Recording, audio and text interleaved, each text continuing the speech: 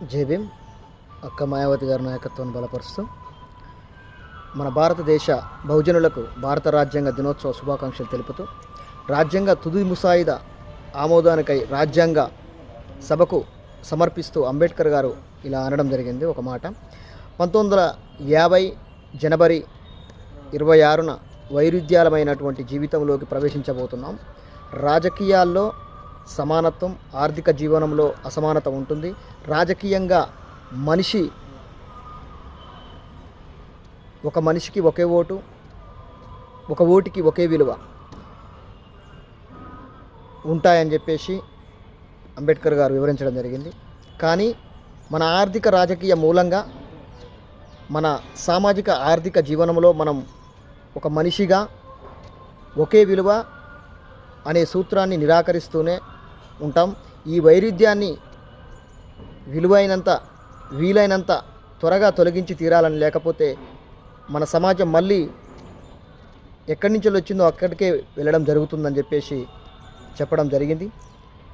ఒకవేళ లేదంటే ఎంతో శ్రమించి నిర్మించినటువంటి రాజకీయ ప్రజాస్వామ్యాన్ని సౌదాన్ని అసమానతలు అనుభవిస్తున్నటువంటి వారు ధ్వంసం చేసి బ్లౌజ్ చేస్తారని చెప్పేసి 1949 నవంబర్ 26న డాక్టర్ బిఆర్ అంబేద్కర్ గారు అన్న మాటలు ఇవి చాలా ఇంపార్టెంట్, చాలా విలువైనటువంటి మాటలు అని చెప్పేసి ఈరోజు గుర్తు చేసుకోవాల్సినటువంటి అంశం కూడా ఉందని చెప్పేసి తెలియజేసుకుంటా ఉన్నాం.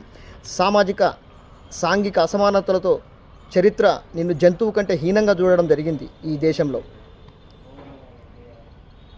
ఒక ఊరు లేదు, ఒక వాడ లేదు, ఒక గుర్తింపు లేదు, కనీసం వసతులు లేవు, భూమి మీద హక్కు లేదు, కనీసం ఓటు హక్కు లేదు, కనీసం ప్రాథమికంగా ప్రశ్నించేటటువంటి హక్కు లేదు, ప్రభుత్వ అధికారులను ప్రశ్నించేటటువంటి హక్కు లేదు. ఈరోజు ఓటు హక్కు కానీ, ప్రాథమికంగా ప్రశ్నించేటటువంటి హక్కు కానీ, ప్రతి ఒక్క హక్కును ఈరోజు అనుభవిస్తుందంటే కేవలం డాక్టర్ బిఆర్ అంబేద్కర్ గారు కృషి వల్ల, ఆయన చేసినటువంటి త్యాగం వల్ల ఈరోజు మనం హక్కులు అనుభవిస్తున్నటువంటి సందర్భాలు బడుగు బలహీన వర్గాలు, బీసీ, ఎస్సీ, ఎస్టీ, మైనార్టీలు గుర్తు చేసుకోవాల్సిన అవసరం ఎంతైనా ఉందని చెప్పేసి తెలియజేసుకుంటూ, ఆయన ఆలోచన విధానానికి, ఆయన పని విధానం మేరకు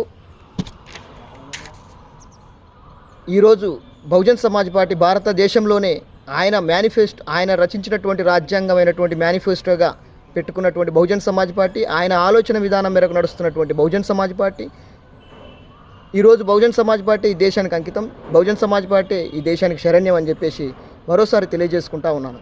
జై భీమ్, జై భారత్, జై బీఎస్పీ. वो तेरा वकील भी नहीं बता सकता तेरे को. हाँ, खत्म कर दूंगा मैं तुम सबको. हेलो, मैं डीजीपी बोल रहा हूँ. सर नमस्ते सर.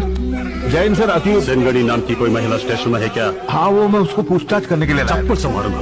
मुझे उल्लू बना रहा है. हाई कोर्ट ने मेरी नाक में दम कर दिया है. हाँ हाँ साहब, अभी छोड़ देता हूँ उसको, छोड़ देता और हूँ. तुम खुद पुलिस जीप पर बिठाकर उसे घर छोड़ाओगे, वरना सबको अंदर करवा दूंगा.